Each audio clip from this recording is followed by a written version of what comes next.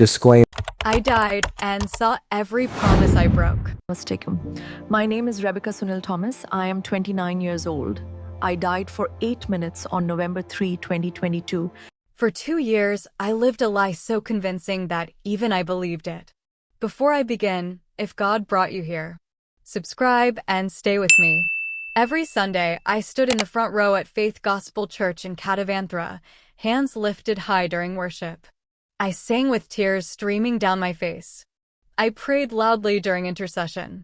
People called me faithful, devoted, a woman of God. But when I drove home to our small apartment on MG Road, I became someone else entirely. Cold, silent, distant. The moment I crossed that threshold, the worship died on my lips and resentment took its place.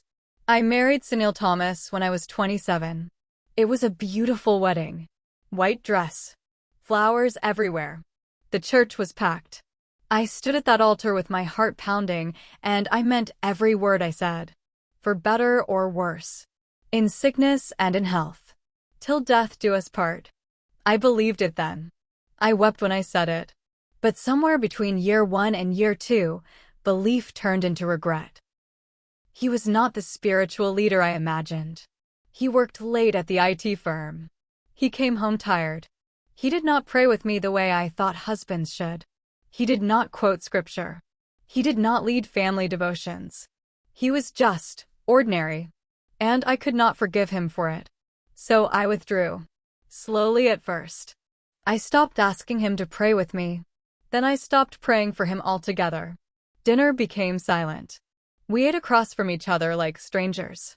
I answered his questions with one word. I turned away when he reached for me at night. I built walls so high that even I forgot what it felt like to be close to him. But I told myself it was fine. I told myself I was still a good Christian because I had not cheated. I had not filed for divorce. I was still there, was I not? I was still in the house. That had to count for something.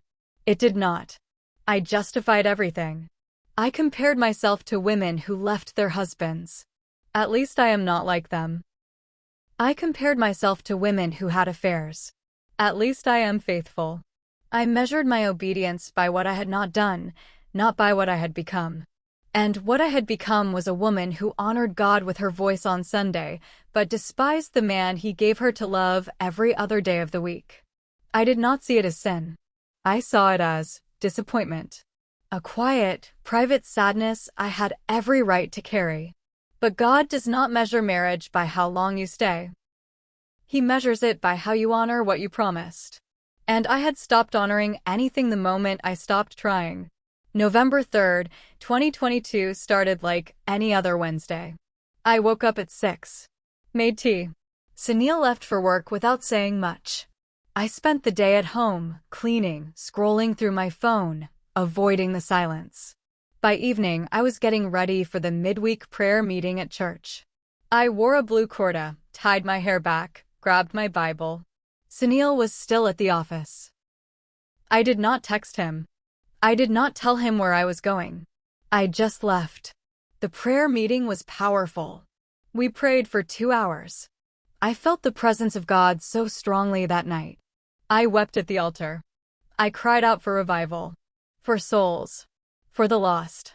But I did not cry out for my marriage. I did not ask God to change my heart.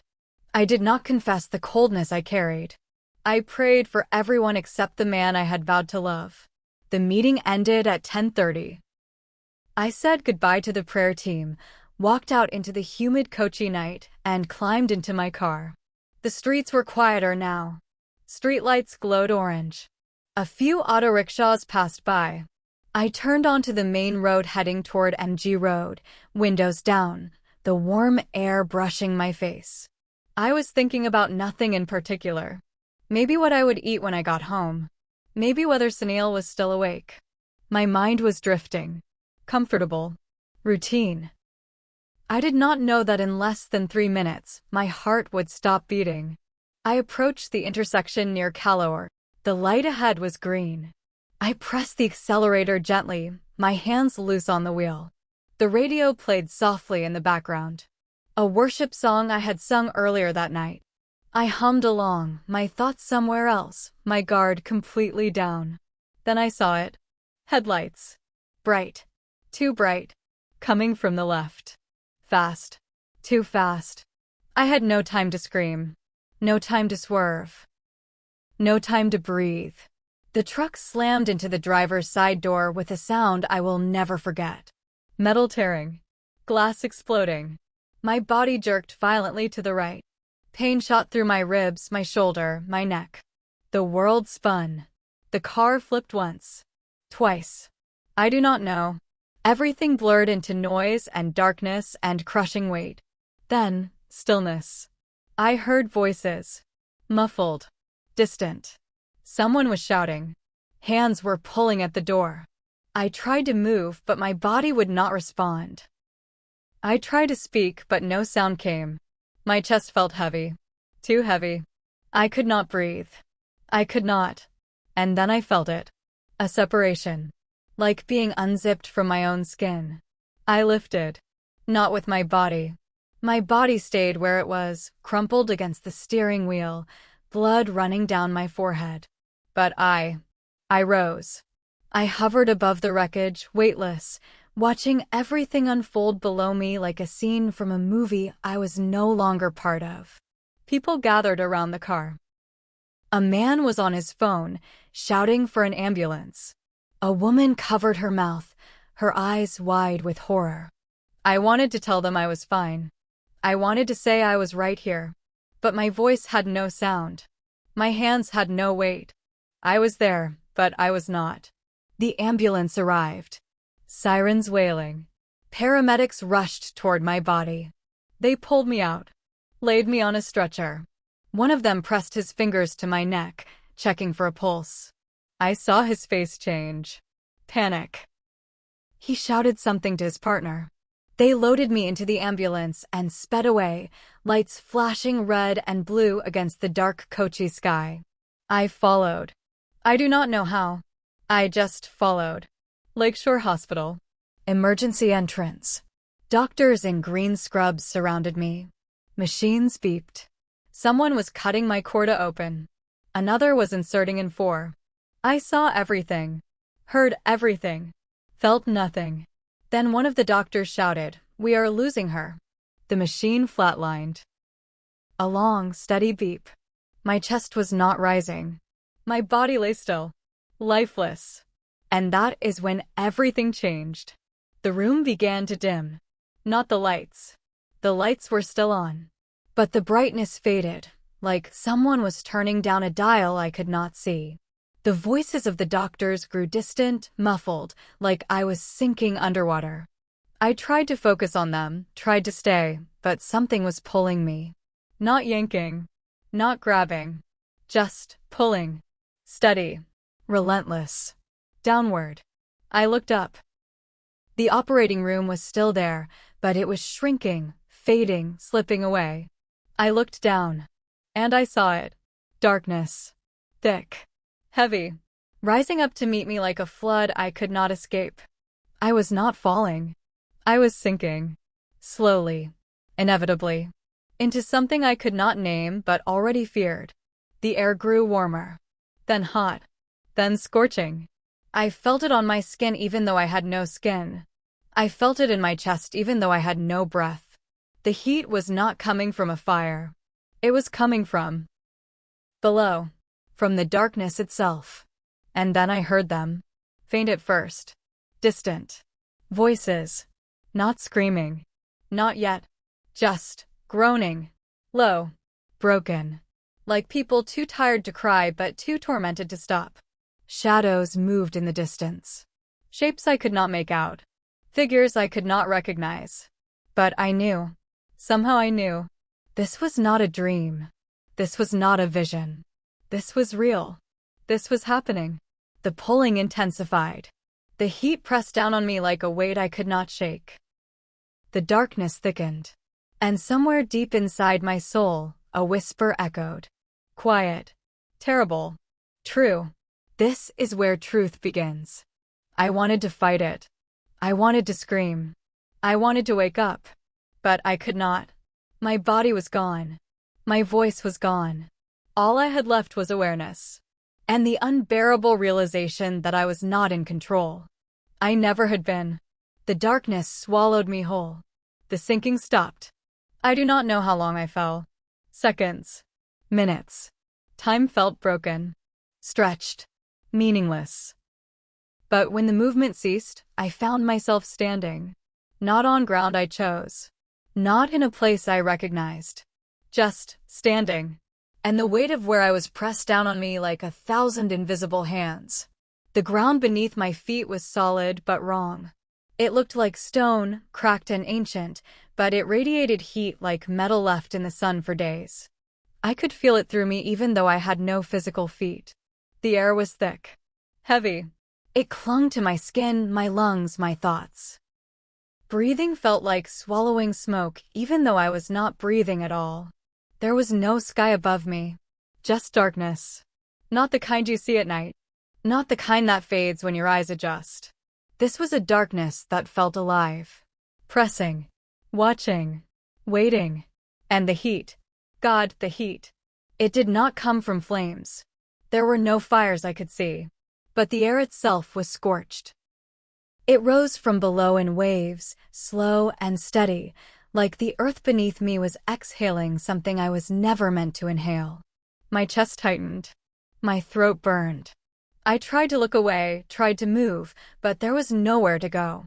Then I heard them again. The voices. Closer now. Not screaming. That would have been easier. Screaming has energy. Anger. Fight. These voices had none of that. They were low. Hollow. Broken. Like people who had cried until their voices gave out and all that remained was the empty sound of suffering that had no end. I turned slowly. And I saw them. Rows of people. Endless.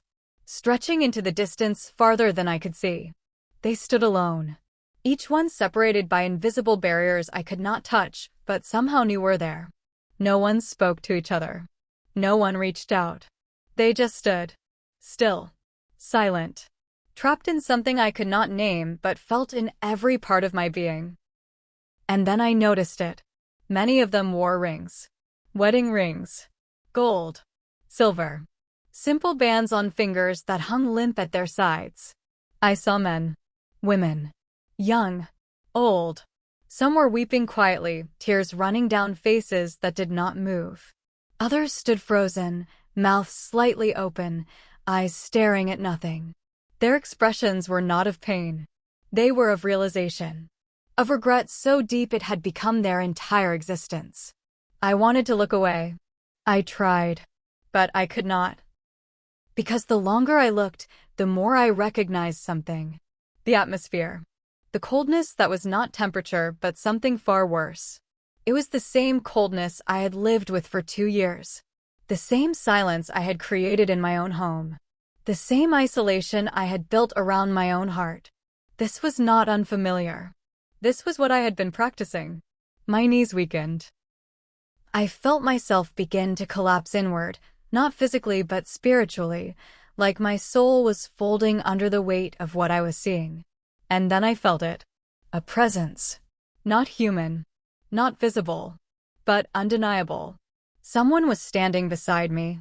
I did not turn. I could not. But I knew. I knew the way you know when someone is watching you even when you cannot see them. The air shifted. The heat paused. And a voice spoke. Not loud. Not shouting. Just clear. Direct. Cutting through everything like a blade made of truth. These are the ones who made promises before me and treated them as words. The voice was not angry. That would have been easier. Anger I could have argued with. This was something else. Calm. Final. Absolute. The kind of voice that does not need to raise itself, because it carries the weight of eternity in every syllable. I tried to speak. My mouth moved but no sound came. My thoughts screamed, but they had no voice. I wanted to ask why. I wanted to say I did not understand. But deep down, I did. I understood perfectly. The presence did not move, but my vision shifted. Like a veil being pulled back. And I saw more clearly now. The people standing in those rows. I saw couples, husbands and wives who had never divorced, who had stayed in the same house, slept in the same bed, raised children together, but who had stopped loving each other years ago. I saw believers, people who went to church, people who sang worship songs, people who prayed in public, but who went home and destroyed their spouse with silence, with coldness, with resentment they refused to release. I saw a woman standing alone, her hands trembling. She wore a gold cross around her neck. A Bible verse was tattooed on her wrist, but her eyes were empty, hollow. She had served in ministry, led prayer groups, fasted every week. But at home, she had withheld love from her husband for 15 years because he did not meet her expectations. She never forgave him, never tried, and now she stood here, alone, forever. I saw a man a few rows over. He looked young, maybe 30. He wore a wedding ring, but his hands were clenched into fists. He had prayed every morning, read scripture every night. But he had harbored bitterness toward his wife for years because she was not the woman he thought he married. He never spoke it, never acted on it, but he carried it, nurtured it, let it grow until it became the foundation of his entire life. And now it was the foundation of his eternity. I saw dozens more, hundreds, thousands. All of them are the same. All of them wearing the evidence of promises they made and broke. Not with their mouths, not with divorce papers, but with their hearts, with their choices, with the slow, silent decision to stop honoring what they had vowed before God. And then the voice spoke again. You thought staying in the house was obedience, but I see the heart. You left long before your body did. The words hit me like a hammer to the chest. My breath caught, my vision blurred, because it was true. I had left. I had walked away from my marriage 2 years ago. I just never moved out. I stayed physically. I performed the role. I kept the title of wife. But my heart had already filed for divorce. I had already abandoned Sunil. I had already broken my vow. I just did it quietly, slowly, in ways I convinced myself did not count. Tears began to fall. Not from my eyes. I had no eyes. But from somewhere deeper, my soul was weeping, and I could not stop it. The presence remained beside me, silent now, letting me feel the weight of what I had done, letting me see the truth I had spent 2 years avoiding. And then, with a shift I cannot explain, my vision changed again. I was no longer looking at strangers. I was looking at myself. I saw my wedding day, March 12, 2020. Faith Gospel Church. The same church I still attended. I was standing at the altar in a white dress, Sunil beside me in a dark suit. The pastor was speaking. The congregation was watching. But I was not looking at them. I was looking up. My hands were raised. Tears were streaming down my face. And I was speaking, vowing, promising, for better or worse, in sickness and in health. To love and to cherish, till death do us part. I heard my own voice, trembling, sincerely, full of hope. I meant it. I meant every word. I was not lying. I was not pretending. I believed with everything in me that I would honor those words for the rest of my life.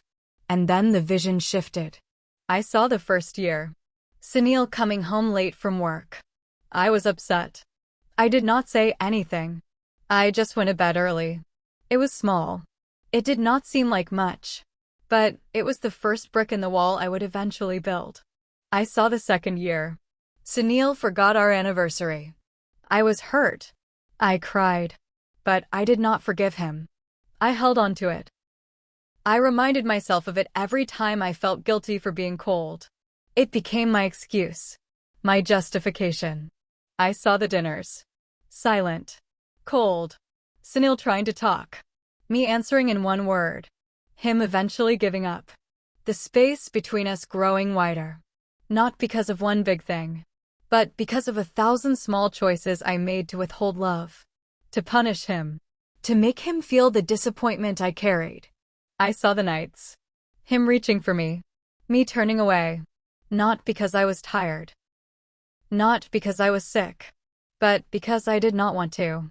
Because I had decided he did not deserve my affection, my intimacy, my warmth. I saw the prayers. Me praying for strangers. For the church. For revival. But never for him. Never asking God to change my heart. Never asking God to help me love him again. I prayed for everyone except the man I vowed to love. And then I saw the moment I stopped believing in my own vow. It was not dramatic. It was not a fight. It was just a quiet afternoon. I was sitting on the couch, staring at my phone, and I thought to myself, I made a mistake. I should not have married him. That was it. That was the moment. The moment I broke my covenant. Not when I filed papers. Not when I left the house. But when I stopped honoring the promise I made. When I decided in my heart that the vow I made before God was negotiable, optional, conditional. The vision faded. And I was back in that place. That suffocating, oppressive, unbearable place. Standing among the others who had made the same choice I did. The voice spoke one final time. The vow you made was not to him.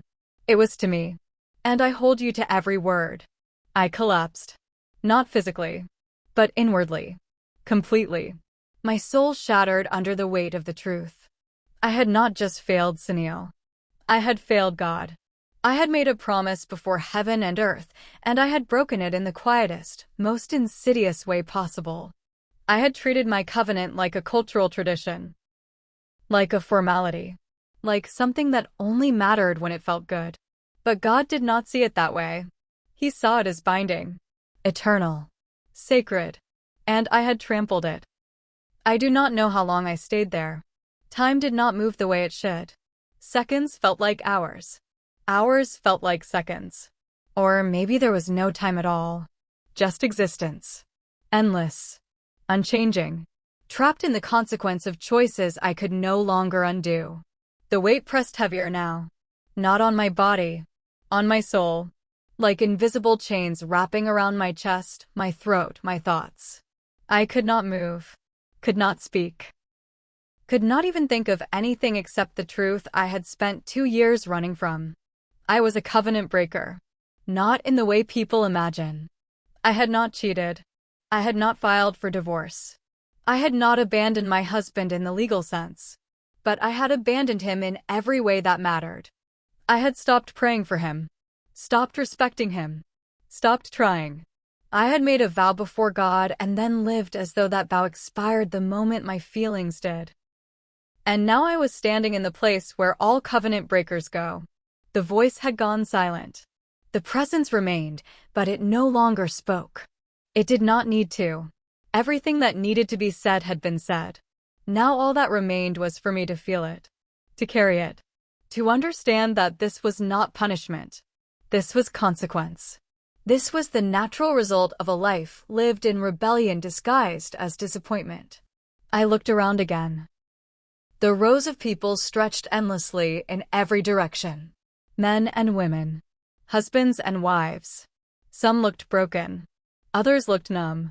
But all of them carried the same expression. Regret. Not the kind you feel when you make a small mistake. The kind you feel when you realize you destroyed something sacred and can never get it back. I saw a woman to my left. She was older. Maybe 50. Her hair was gray. Her hands were folded in front of her. She was not crying. She was just still. Frozen in a moment she could not escape. I did not know her story, but I felt it. She had lived her entire marriage in bitterness. She had never cheated. Never left. But she had made her husband's life miserable with her words, her silence, her constant disappointment. And now she stood here, alone, forever paying the price for a covenant she refused to honor. I saw a man to my right, younger, maybe in his 30s. He wore a cross around his neck. A worship leader, I thought. Or maybe a pastor. Someone who looked righteous on the outside. But his eyes told a different story. He had married young. Started strong. But slowly, quietly, he had grown to despise his wife. Not because she did anything wrong, but because she was not who he wanted her to be. He never said it out loud. He stayed. He smiled. He played the part. But his heart had left years ago, and now his body had followed. I turned away. I could not look anymore, because every person I saw was a mirror. Every story was mine. Every broken vow was the same vow I broke. And then I felt it again. That shift. That pulling sensation. Not downward this time. Inward. Like something was dragging me into my own soul. Into the deepest, darkest parts of myself I had spent years avoiding. And I saw it. The room I had built inside my own heart. It was small. Cold. Dark. The walls were made of stone. No windows. No light. Just a single door. And on that door, carved in letters I could not ignore, were the words I had repeated to myself for 2 years. He does not deserve me. I stared at those words.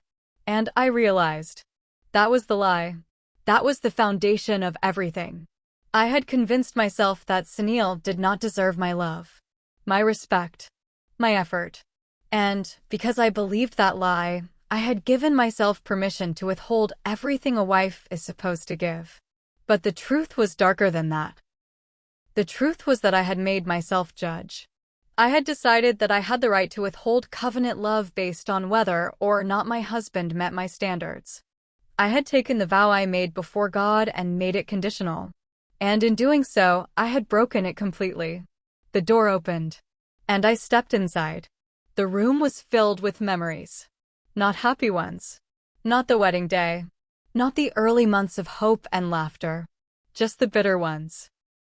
The ones I had replayed over and over in my mind to justify my coldness. I saw Sunil forgetting our anniversary. I saw him coming home late. I saw him scrolling on his phone instead of talking to me. I saw him falling asleep during my stories.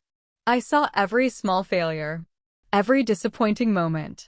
Every time he did not live up to the image I had created in my head. And I had taken each one of those moments and used them as weapons.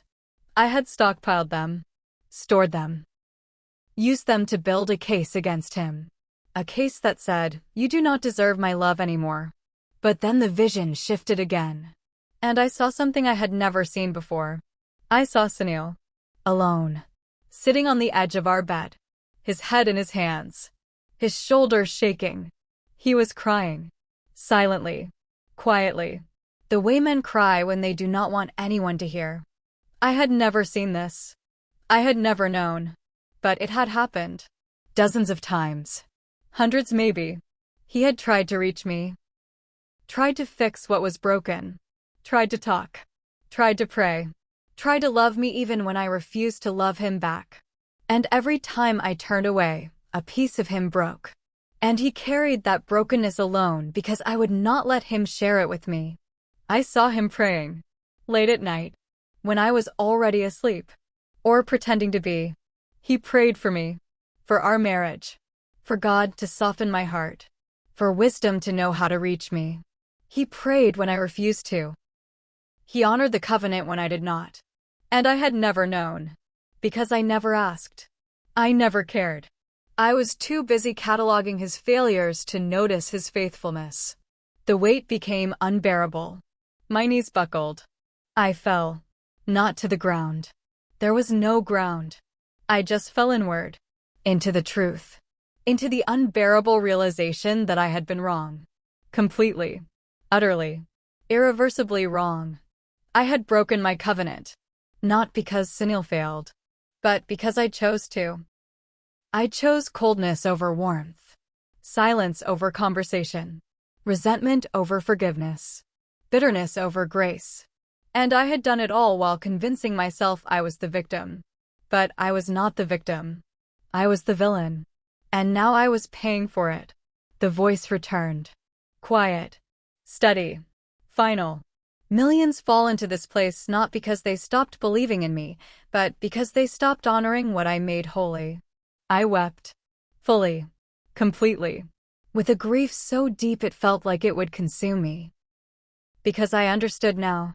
Marriage was not just a relationship. It was a covenant. A reflection of God's covenant with His people. And when I broke my vow to Sunil, I was breaking my vow to God Himself. I had treated the sacred as common, the eternal as temporary, the binding as optional. And now I was standing in the place where all who do that eventually end up. The presence leaned closer. I felt it. Not physically, but spiritually. Like a weight pressing against my soul. And the voice spoke one final time. Slow, deliberate. Each word a nail driven into the truth I could no longer escape. You cannot enter my rest while carrying unforgiveness. The vow you made was a doorway. You locked it from the inside. The words echoed. Not in my ears. In my spirit. Over and over. Louder. Heavier. Until I thought I would shatter under the weight of them. And then, just when I thought I could bear no more, something changed. A light. Faint. Distant. But unmistakable. It cut through the darkness like a blade. Sharp. Pure. Blinding in its intensity. I looked up. And I saw it. A hand. Reaching through the smoke. Through the shadows. Through the suffocating weight of that place. Strong. Steady. Unyielding. And a voice. Different from the one before. This one was not calm. It was urgent. Commanding. Your time is not finished. The hand reached closer. You will return. Closer still. And you will tell them. The fingers opened. The vow is still binding. And then the hand grabbed me. The grip was absolute. Not gentle. Not soft. But firm.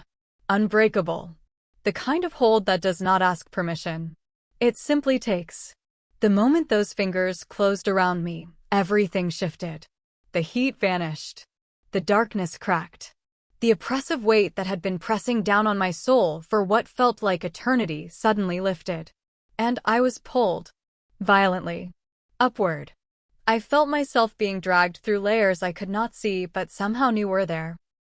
Through smoke. Through shadow. Through the thick, suffocating atmosphere of that place. The voices of the tormented faded behind me. The rows of broken covenant keepers disappeared. The stone ground, the scorching air, the unbearable stillness, all of it fell away like a curtain being ripped down. I was moving faster now. Not floating. Not drifting. Being yanked. Like something had grabbed my soul and refused to let go no matter how much resistance the darkness put up. And there was resistance. I felt it. The pull downward. The weight is trying to drag me back. But the hand holding me was stronger. Far stronger. Light began to seep in. Faint at first. Just a glow in the distance. Then brighter. Sharper. Until it became blinding. Overwhelming. I wanted to close my eyes, but I had no eyes to close. I wanted to shield myself, but I had no hands to raise. All I could do was endure the intensity of it as it grew closer and closer. And then, with a force I cannot describe, I slammed back into my body. Pain. Immediate. Crushing. Unbearable. My chest exploded with agony as if someone had struck me with a sledgehammer. My lungs burned. My ribs screamed. Air rushed into my throat like fire, scorching everything it touched. I gasped. Choked. Coughed violently. My eyes flew open. Bright lights. White ceiling. Faces hovering above me. Doctors. Nurses. Machines beeping frantically. Someone was shouting. She is back. She is back. Keep her stable. Hands pressed down on my shoulders. Another hand adjusted something near my arm. I tried to move, but my body would not respond. I tried to speak, but only a strangled sound came out. My throat was raw. My chest felt like it had been torn open and stitched back together while I was still awake. A doctor leaned over me. His face was inches from mine. His eyes were wide. Intense. Rebecca, can you hear me? Nod if you can hear me. I nodded. Barely. My neck felt like it weighed 1,000 pounds. You are at Lakeshore Hospital. You were in an accident. Your heart stopped. But you are alive now. Do you understand? I nodded again. Tears began streaming down my face. Not from pain, from relief, from terror, from the unbearable weight of what I had just experienced. I was alive. I had returned. But the warning had returned with me. The next few hours were a blur. Tests, scans, doctors asking questions I could barely answer. Sunil arrived sometime around midnight. I heard his voice before I saw him. Panicked. Desperate. Where is she? Where is my wife? A nurse led him into the room. He stopped in the doorway. His face was pale. His eyes were red. He had been crying. I could see it. He looked at me lying in that hospital bed, tubes in my arms, machines monitoring every beat of my heart, and his face crumpled. He walked over slowly, sat down in the chair beside me, and he took my hand, gently, like he was afraid I would break. Rebecca. His voice cracked. I thought I lost you. I could not speak. My throat was too tight, my tears too heavy. All I could do was squeeze his hand. Weakly. But I squeezed it. And in that moment, something inside me shattered. Not in a painful way. In a necessary way. The walls I had built. The bitterness I had carried. The resentment I had nurtured. All of it cracked. And for the first time in 2 years, I let myself feel what I had been refusing to feel. Love. Not the feeling. The choice. The covenant. The vow. I had promised to love this man. And I had stopped. But he had not. He was still here. Still holding my hand. Still praying for me even when I refused to pray for him. 3 days later, I was discharged. Sunil drove me home in silence. Not the cold silence I had created. A different kind. A careful kind. Like he did not know what to say but wanted to give me space. When we walked into our apartment, I stopped in the doorway. I looked around. The couch where I had sat in bitterness. The kitchen table where I had eaten in silence. The bedroom where I had turned away. This was the place where I had broken my covenant. And this was the place where I had to rebuild it. I turned to Sunil. He was setting my bag down by the door. I walked over to him. Slowly. My legs still weak. My body still sore. And I did something I had not done in 2 years. I fell to my knees. He looked down at me confused. Alarmed. Rebecca, what are you?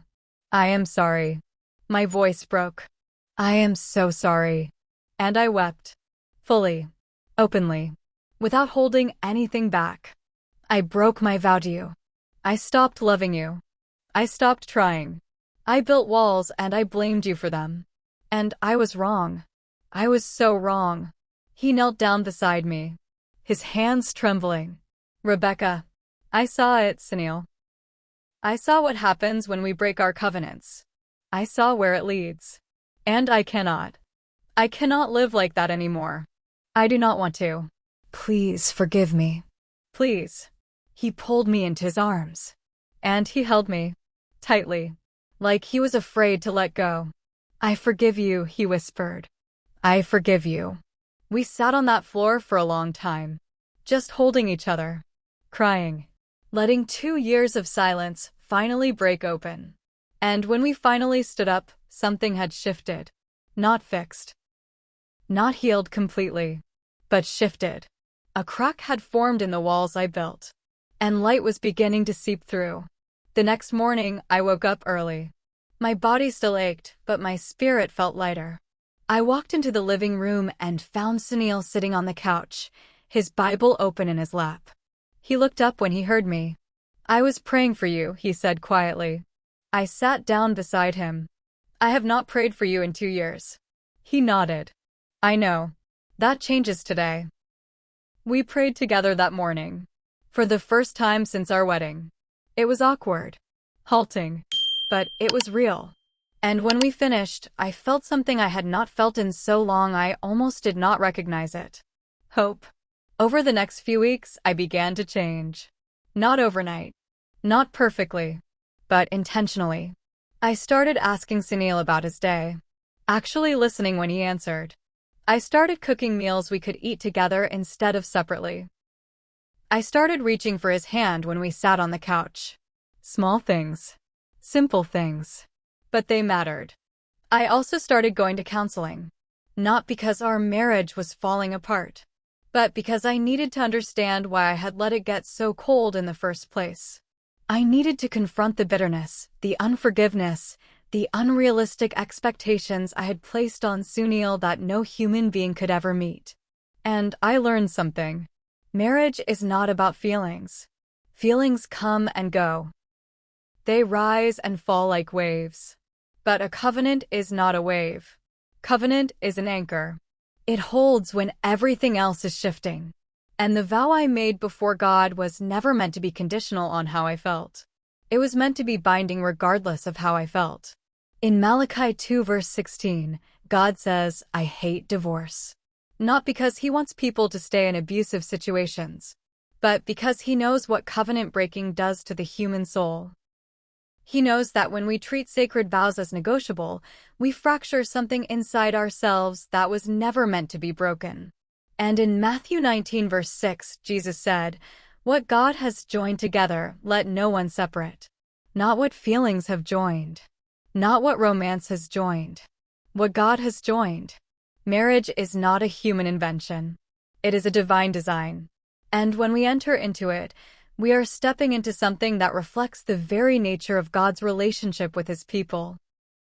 I had forgotten that. I had treated my marriage like a contract. Something I could void if the terms were not met. But it was never a contract. It was a covenant. And covenants do not have escape clauses. One evening, about 2 months after the accident, Sunil and I were sitting on our small balcony. The sun was setting over Kochi. The sky was orange and pink. We were drinking chai, talking, laughing even. And I realized something. This was what I had been missing. Not perfection. Not a fairy tale. Just connection. Intimacy. The quiet, steady presence of someone who chose to stay even when I made it hard. I looked at him. "Sunil, can I tell you something?" He turned to me. "Of course." I died. For 8 minutes, I was gone. And in that time, I saw hell. Not the way people imagine it, but the way it really is. I saw people who made vows before God and broke them. Not always with divorce. Not always with affairs. But with coldness, bitterness, unforgiveness. And I saw where that leads. He was quiet, listening. I was one of them, I continued. I had already broken my vow to you. I just had not left yet. But my heart was gone. And if I had died that night without returning, I would have stood in that place forever. Alone. Separated. Paying the price for a covenant I refused to honor. Tears filled his eyes. "Why are you telling me this?" "Because I do not want anyone else to make the same mistake I did. I do not want people to think that staying in the house is enough. That going to church is enough. That not cheating is enough. God does not measure marriage by what we do not do. He measures it by how we honor what we promised." Sunil reached over and took my hand. "Then we tell them. Together." And that is what I have been doing ever since. I speak at churches now. Women's groups. Marriage retreats. I tell my story. Not because I am proud of what I did, but because I am terrified of what almost happened. I was minutes away from an eternity I could not escape. And the only reason I am here now is because God, in his mercy, gave me a second chance. But not everyone gets that chance. Not everyone comes back. And the warning I was given is the same warning I give to anyone who will listen. Your marriage vows were not made to your spouse alone. They were made before God. And he holds you to every word. You cannot love God and hate the person he gave you to love on earth. You cannot worship on Sunday and destroy your home on Monday. You cannot claim faith while living in rebellion to the covenant you made. In Ephesians 5 verse 25, Paul writes, "Husbands, love your wives, just as Christ loved the church and gave himself up for her." And in verse 33, he says, "Each one of you also must love his wife as he loves himself, and the wife must respect her husband." This is not a suggestion. It is a command. It is the foundation of covenant marriage. And when we ignore it, we are not just damaging our relationship with our spouse. We are damaging our relationship with God. I learned that the hard way. I stood in the place where covenant breakers go. I felt the weight of what it means to treat the sacred as common. And I came back with a message I cannot ignore. The vows you made before God are still standing. Even if your heart is not. Even if your feelings have faded. Even if your spouse has disappointed you. The vow is still binding.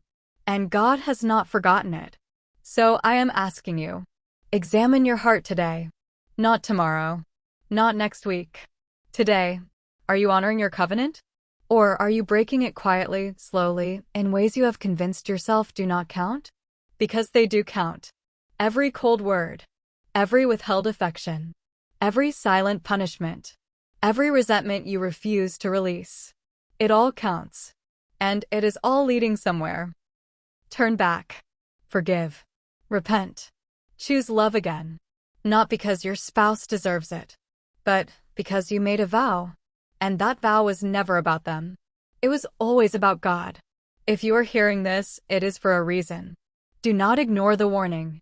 Do not wait until it is too late. The vow you made is still binding. And the God you made it before is still watching. I want to pray for you tonight. Wherever you are. Whatever you are facing in your marriage. I am praying that God softens your heart. That He gives you the strength to forgive. The courage to try again. The humility to admit where you have been wrong. And I am praying that you choose covenant over feelings. That you choose obedience over comfort. That you choose life. Because what I saw was not a dream. It was a revelation. And the warning is real. The vows you made before God are still standing. Even if your heart is not.